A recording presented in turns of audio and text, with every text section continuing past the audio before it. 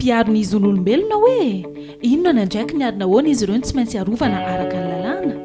Araka ny lalàna iraisam-pirenena dia voalaza ho mpiaro ny zon'olombelona ny olon-drehetra na mandeha irerina amin'ny andiany manao hetsika mitaka ny fampiarana sy fanajana ny zon'olombelona.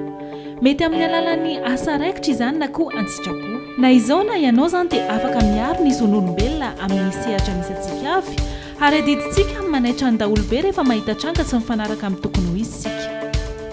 Maro sy midadasika ny zon'olombelona ary tokony hisitraka azy ireo ny olon-drehetra, tsy hanavahana taona na fiaviana na saranga.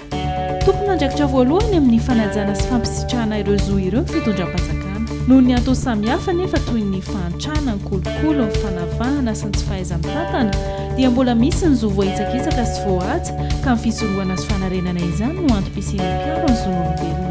Mahagaga fa dia matetika hiarany antsozay ireo mpiaro zo ireo. Any ka rehefa misintona lakilosa izy ireny, manaitra ny fiarahamonina mikasika amin'ny fanitsakitsahana ny zon'olombelona dia toy izy indray ny hiarany tsindry azo lena, hampiororoana ary soketaina, sasany argadraina mihitsy. Toy izany nanjohan'i Clovis Razafimalala sy Thomas Razafindriamaka mpiaro ny zon'olombelona. Nandalovana daholo hatramin'ny fanagadrana tany amin'ny 2016-2018.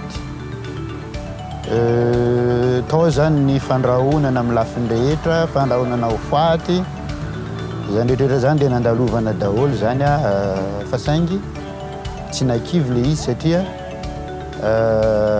volonté ny hanao an'le izy ary mahatsapa ihany koa zany fa adidy ho an'ny tanindrazana sy ho an'ny fiarahamonina. Saramina manokana dia be dia be ny sedra mianjady.